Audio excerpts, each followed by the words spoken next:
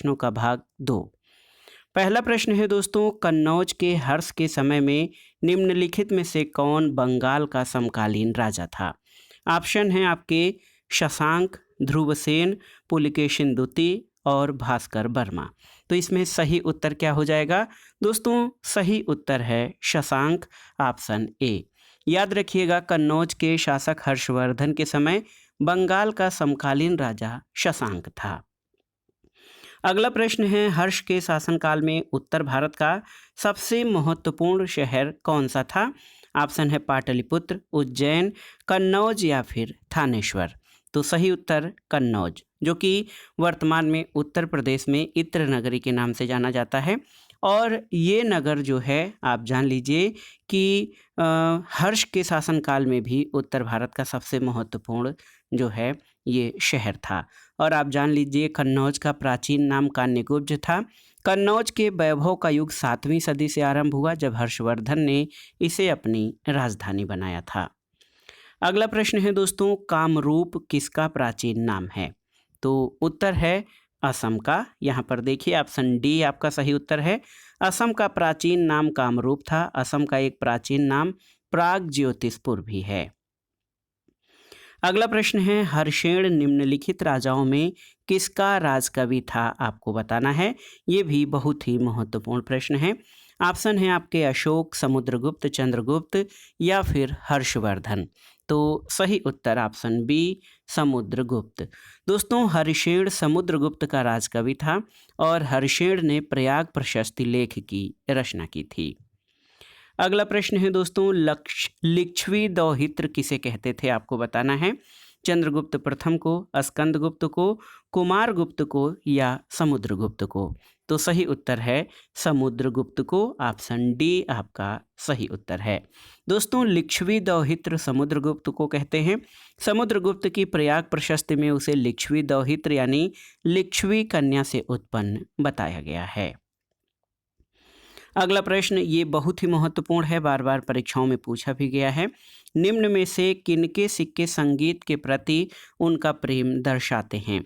Option है मौर्यों के, नंदों के, गुप्तों के या चोलों के। तो सही उत्तर है गुप्तों के, ऑप्शन सी। दोस्तों, समुद्रगुप्त के कुछ सिक्कों पर उसे वीणा वादन करते हुए दिखाया गया है, इसलिए गुप्तों के सिक्के संगीत के प्रति उनके प्रेम को प्रदर्शित करते हैं। अगला प्रश्न है, गुप्त काल में किस धातु के सर्वाधिक सिक्के जारी किए गए थे? सोना, चांदी, तांबा या लोहा। तो उत्तर है आपका सोना। देखिए, प्राचीन काल के गुप्त राजाओं ने सबसे अधिक स्वर्ण मुद्राएं जारी की, जो उनके अभिलेखों में दीनार कही गई हैं। अगला प्रश्न है, प्रसिद्ध गुप्त संवत निम्नलिखित में से किस वर्ष शुरू किया गया था? 319 ईस्वी, 600 ईस्वी, 78 ईस्वी या 57 ईसा पूर्व। तो सही उत्तर 319 ईस्वी, ऑप्शन ए। दोस्तों, प्रसिद्ध गुप्त संवत 319 ईस्वी से शुरू किया गया था। यही चंद्रगुप्त प्रथम के राज्यारोहण की तिथि है। अगला प्रश्न है दोस्तों, फाहियान किसके शासनकाल के दौरान भारत आया था? तो सही उत्तर है दोस्तों, फाहियान चंद्रगुप्त द्वितीय या चंद्रगुप्त विक्रमादित्य के शासनकाल में भारत आया था और उसका जो यात्रा काल रहा है 402 से 412 ईस्वी। और इस समय उत्तर भारत में गुप्त साम्राज्य का प्रतापी राजा चंद्रगुप्त द्वितीय शासन कर रहा था।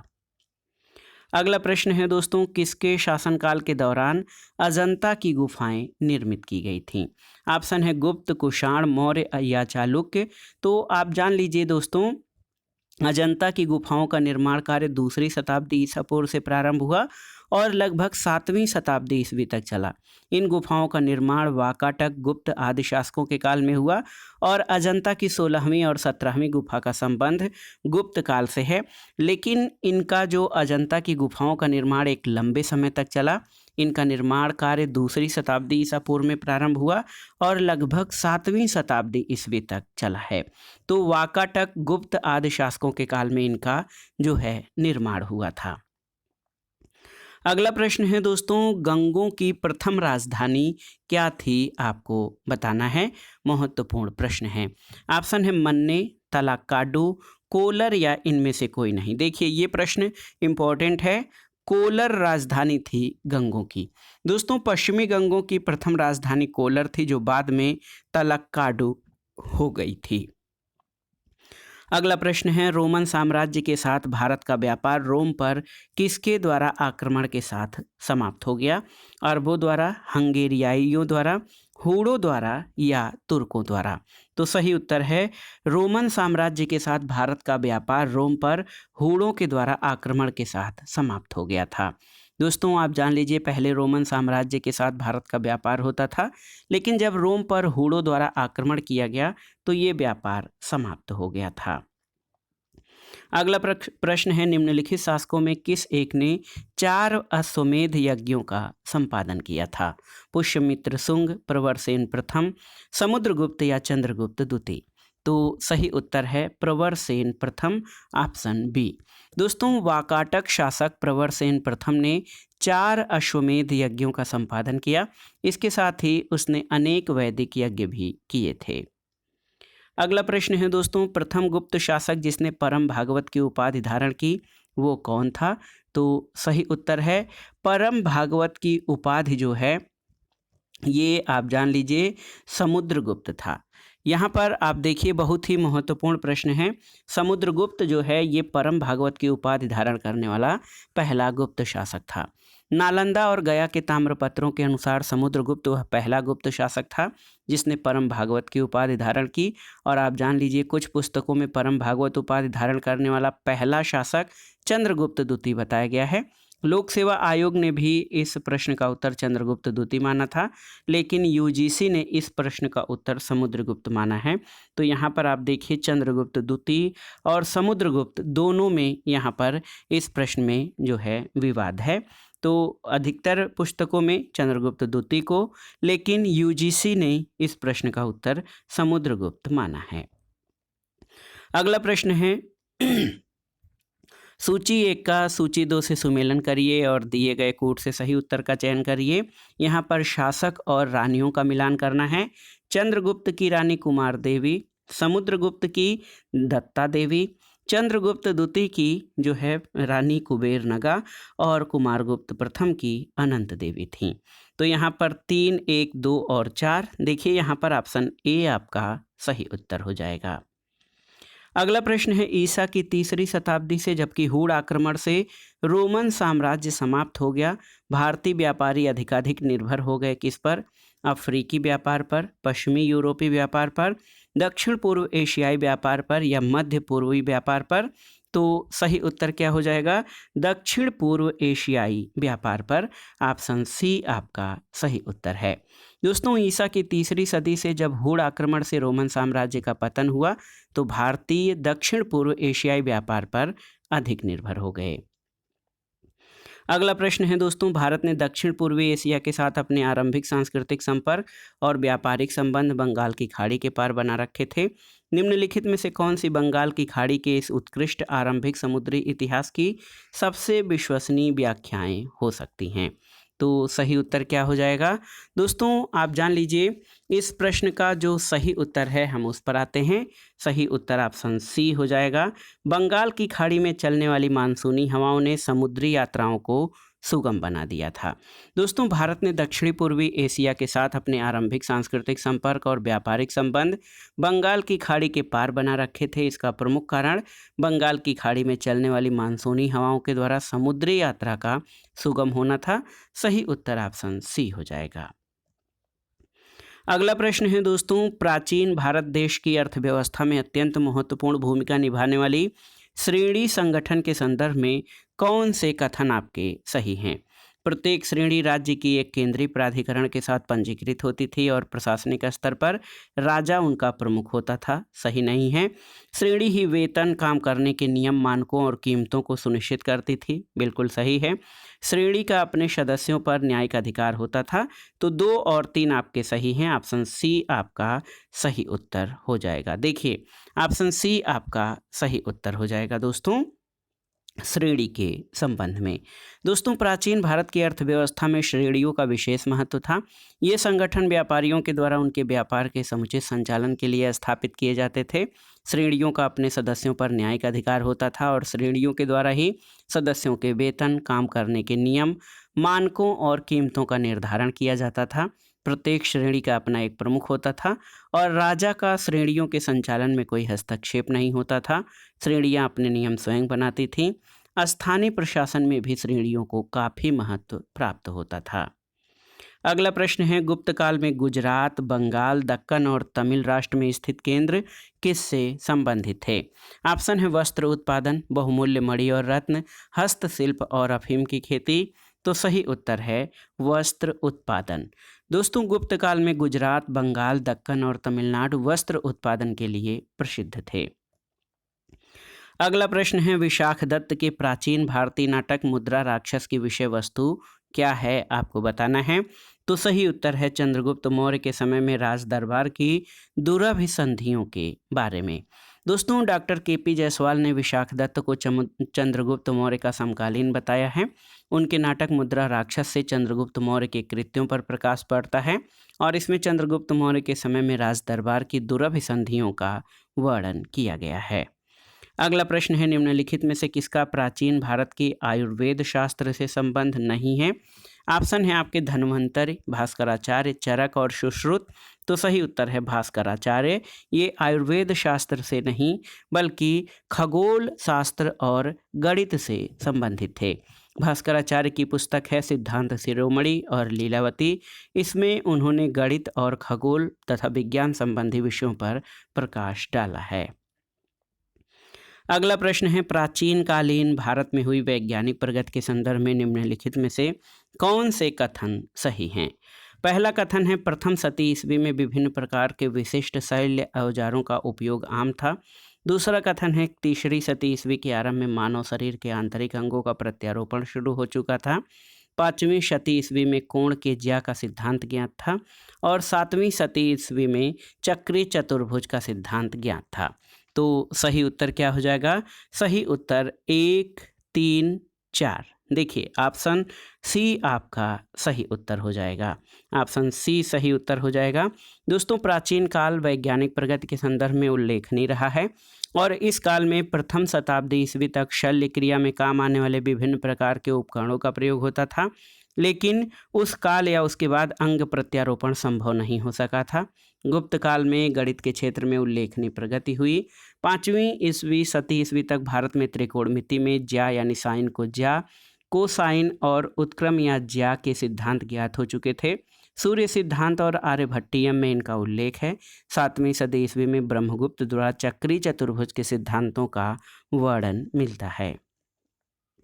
अगला प्रश्न है दोस्तों, भारतीय यात्रा में फाहियान ने एक अस्पताल का उल्लेख किया है।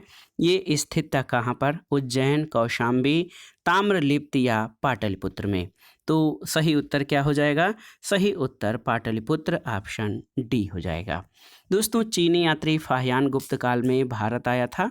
उसने उल्लेख किया कि पाटलिपुत्र नगर के धनिकों ने एक बड़े अस्पताल की स्थापना की थी, जहां निर्धनों को निःशुल्क दवाएं और भोजन उपलब्ध कराया जाता था। यहां देश भर से रोगी इलाज के लिए आते थे। अगला प्रश्न है, इनमें से किसने पहली बार ये व्याख्या की कि पृथ्वी की अपनी धुरी पर घूमने के कारण प्रतिदिन सूर्योदय और सूर्यास्त होता है? तो सही उत्तर आर्यभट्ट है। आर्यभट्ट गुप्त काल के प्रसिद्ध गणितज्ञ थे। इनकी प्रमुख कृति आर्यभट्टियम है। इन्होंने गणित के विविध नियमों का प्रतिपादन किया और सर्वप्रथम ये खोज की कि पृथ्वी अपनी धुरी के चारों ओर परिभ्रमण करती है, जिससे सूर्योदय और सूर्यास्त होता है। अगला प्रश्न है, गुप्त काल में लिखित स्त्री नाटकों में संस्कृत नाटकों में स्त्री और शूद्र बोलते थे कौन सी भाषा? तो सही उत्तर है प्राकृत भाषा। दोस्तों, आप जान लीजिए कि गुप्त काल में जो नाटक लिखे गए हैं संस्कृत नाटक, उसमें स्त्री और शूद्र प्राकृत भाषा बोलते थे, जबकि उच्च वर्ण के लोग संस्कृत भाषा बोलते थे। अगला प्रश्न है दोस्तों, गुप्त संवत की स्थापना किसने की थी? आपको बताना है। तो चंद्रगुप्त प्रथम ने गुप्त संवत की स्थापना की थी और गुप्त संवत का प्रवर्तक चंद्रगुप्त प्रथम था। इसके प्रारंभ की तिथि 319 ईस्वी है, याद रखिएगा। अगला प्रश्न है सूची 1 का सूची 2 से मिलान कीजिए और दिए गए कोट से सही उत्तर का चयन करिए। सम्राट और उन बिरुद यानी उपाधियाँ। तो अशोक की उपाधि प्रियदर्शन या प्रियदर्शी रहा। देखिए ए का दूसरा। समुद्रगुप्त की उपाधि पर क्रमांक था।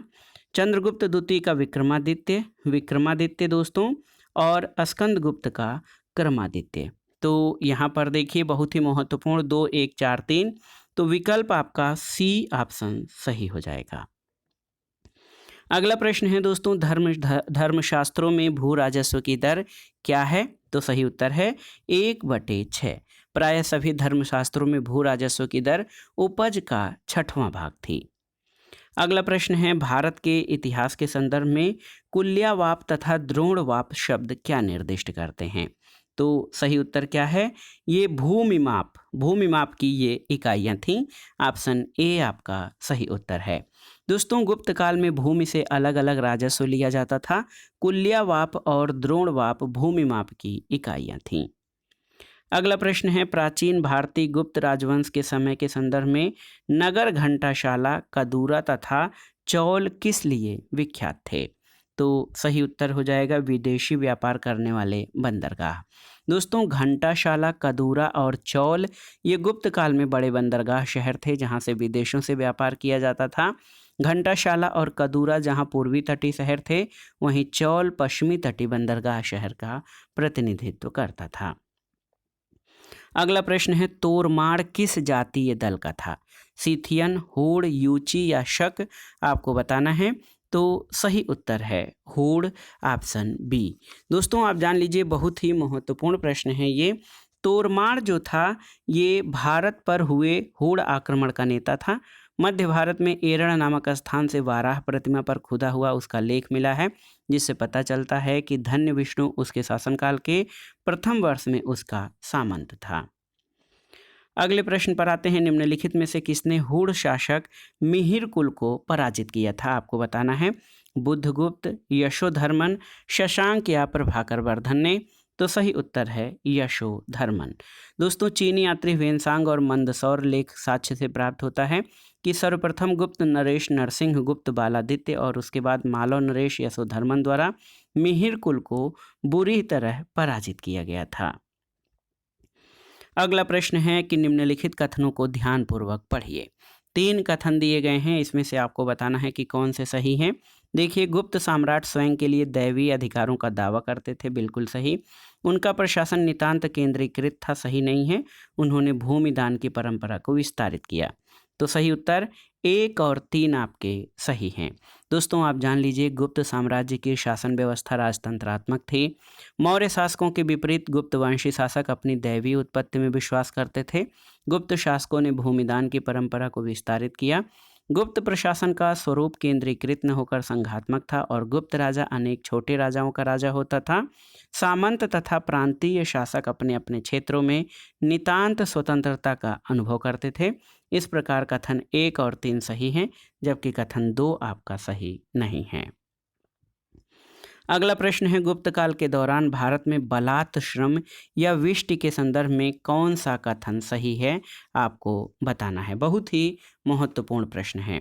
दोस्तों देखिए बलात् श्रम के बारे में गुप्त काल के संदर्भ में जो कथन सही है वो कौन सा कथन है आप देख लीजिए। ये है आपका, इसे राज्य के लिए आय का एक स्रोत, जनता द्वारा दिया जाने वाला एक प्रकार का कर माना जाता था।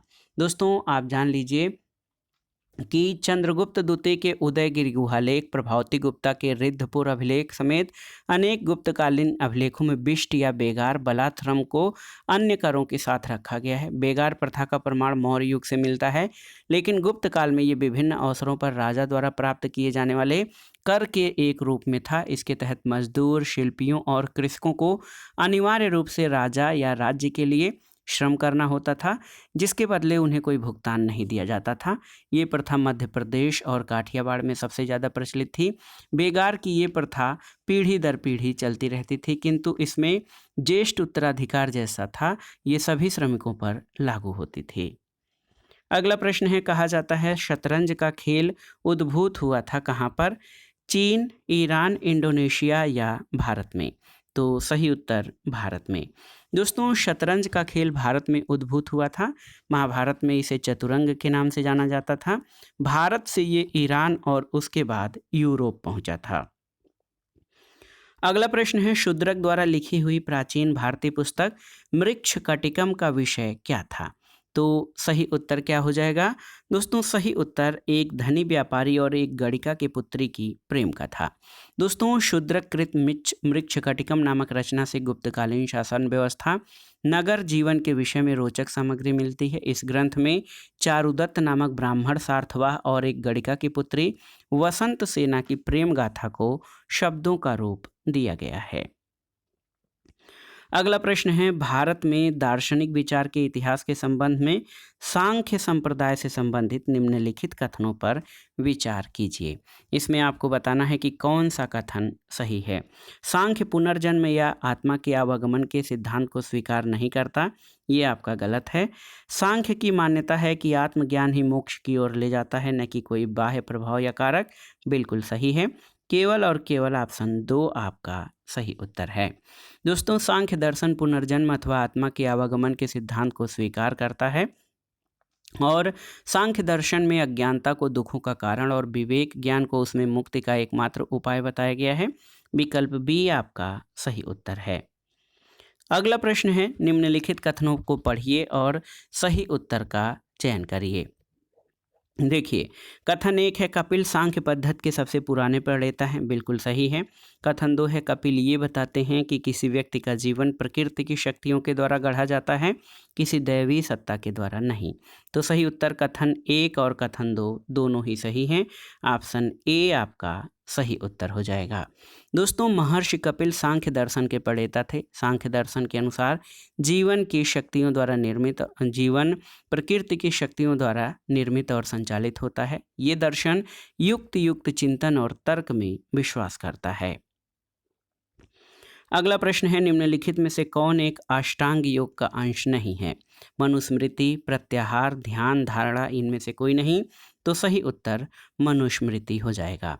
दोस्तों योग सूत्र की रचना के कारण पतंजलि को योग का जनक कहा जाता है।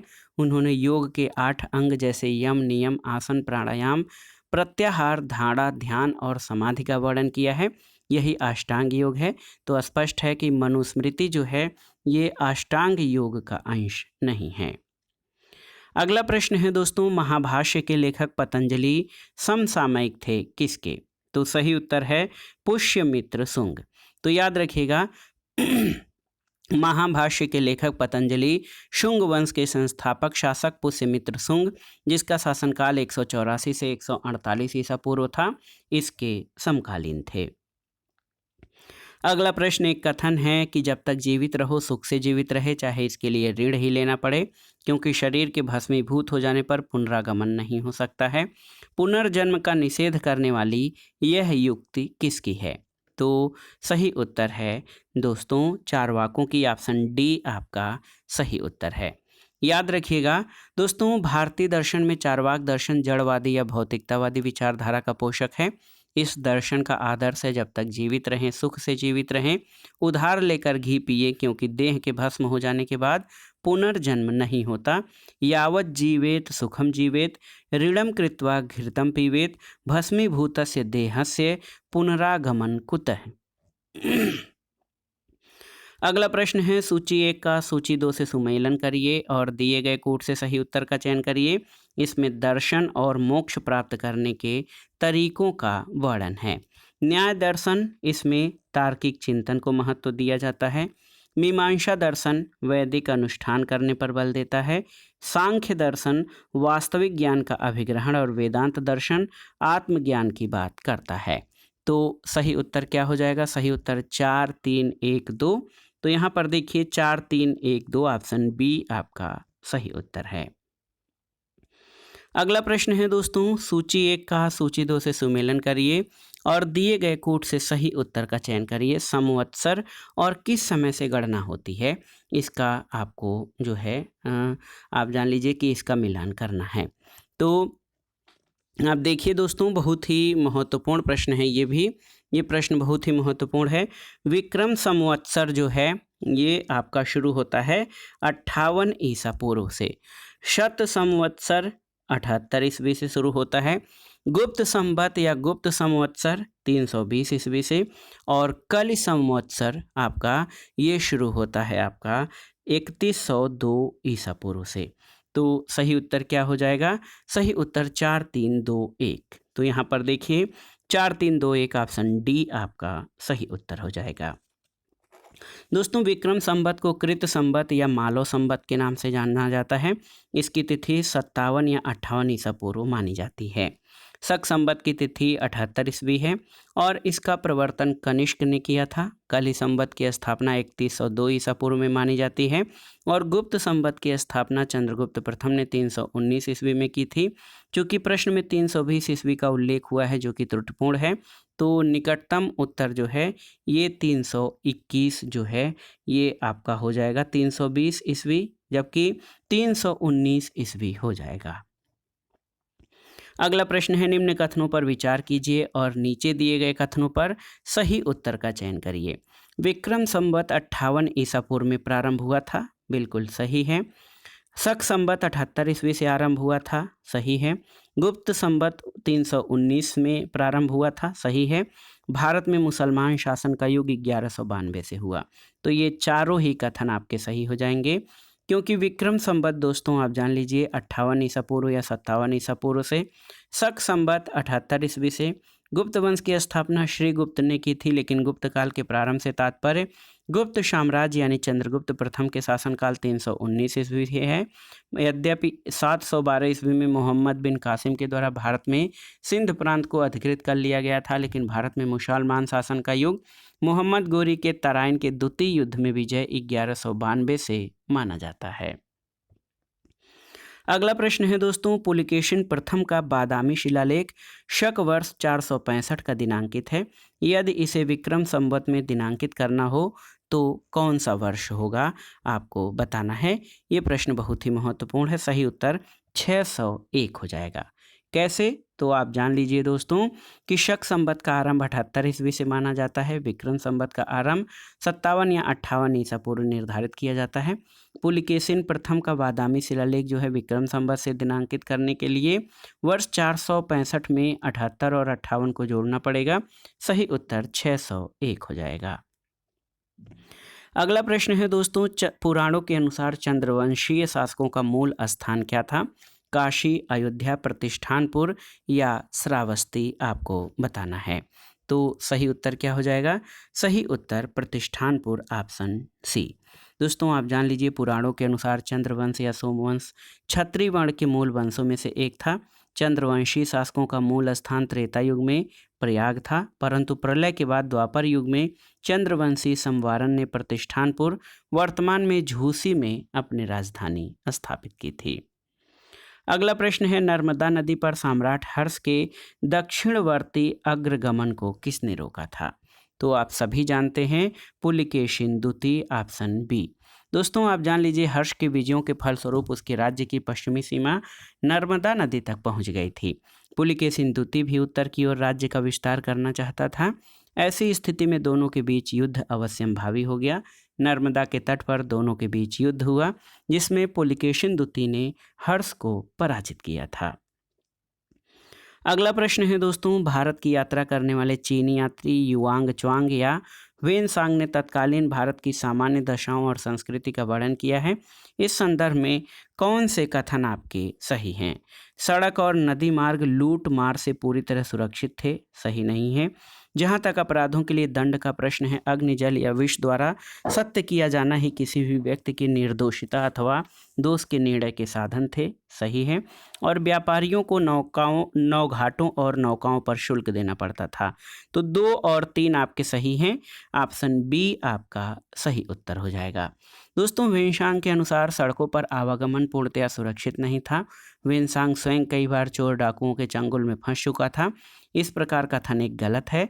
वेनसांग के अनुसार अपराध अथवा निर्दोष सिद्ध करने के लिए अग्नि, जल, विष आदि द्वारा दिव्य परीक्षाएं ली जाती थी। उसके अनुसार व्यापारिक मार्गों, घाटों, बिक्री की वस्तुओं आदि पर कर लगते थे, जिससे राज्य को पर्याप्त धन प्राप्त होता था।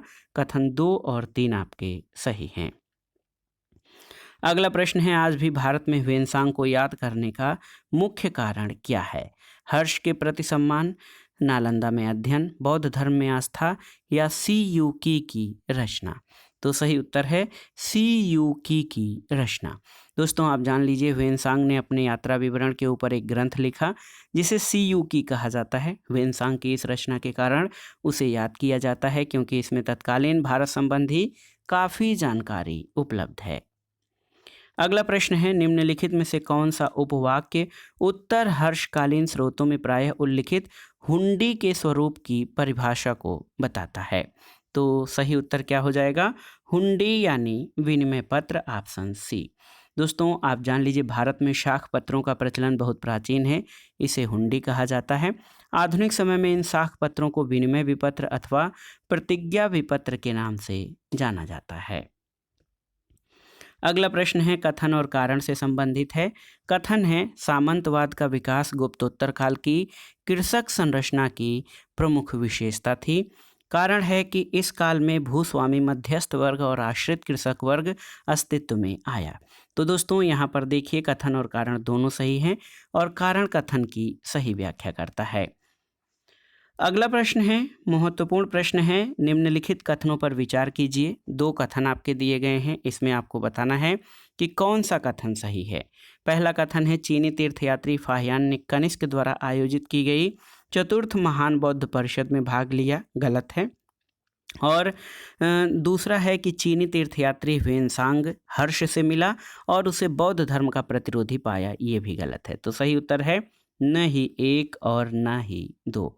दोस्तों चीनी तीर्थयात्री फाहियान गुप्तवंशी शासक चंद्रगुप्त द्वितीय के शासनकाल में भारत आया और 402 से 412 ईस्वी तक उसने भारत के विभिन्न स्थलों की यात्रा की।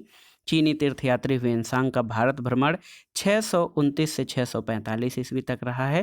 ह्वेनसांग से मिलने के पूर्व ही हर्ष बौद्ध धर्म की ओर उन्मुख हो चुका था। ह्वेनसांग से भेंट के बाद उसने बौद्ध धर्म की महायान शाखा को राज्य आश्रय प्रदान किया और वह पूर्ण बौद्ध बन गया। अगला प्रश्न है, निम्नलिखित कथनों पर विचार कीजिए और नीचे दिए गए कूट से सही उत्तर चुनिए। तो यहाँ पर देखिए, पहला कथन है कि मुल्तान के सूर्य मंदिर का उल्लेख ह्वेनसांग, आबू जईद, अल मसूदी तथा अल बरूनी ने किया है, बिल्कुल सही है। दूसरा है कि सांबपुर यात्रोत्सव सूर्य पूजा से संबंधित था। तो दोनों ही कथन सही हैं, एक और दो दोनों सही हैं, ऑप्शन सी आपका सही उत्तर हो जाएगा। दोस्तों मुल्तान के सूर्य मंदिर का उल्लेख ह्वेनसांग, अबू जईद, अल मसूदी तथा अल बरूनी ने किया है, कथन एक सही है। और सांबपुर यात्रोत्सव जो है ये सूर्य पूजा से संबंधित है, तो कथन दो भी आपका सही है। ये बहुत ही महत्वपूर्ण प्रश्न है। अगले प्रश्न पर आते हैं। दोस्तों अगला प्रश्न क्या है, आइए देखते हैं। महत्वपूर्ण प्रश्न है, भारतीय इतिहास के संबंध में निम्नलिखित में कौन सा या कौन से सामंती व्यवस्था के अनिवार्य तत्व हैं, आपको बताना है। देखिए बहुत ही महत्वपूर्ण प्रश्न है आपका। यहाँ पर है, अत्यंत सशक्त केंद्रीय राजनीतिक सत्ता और अत्यंत दुर्बल प्रांतीय अथवा स्थानिक राजनीतिक सत्ता, ये गलत है। भूमि के नियंत्रण और स्वामित्व पर आधारित प्रशासनिक संरचना का उदय, बिल्कुल सही। सामंत और उसके अधिपति के बीच स्वामी दास का संबंध बनना, बिल्कुल सही।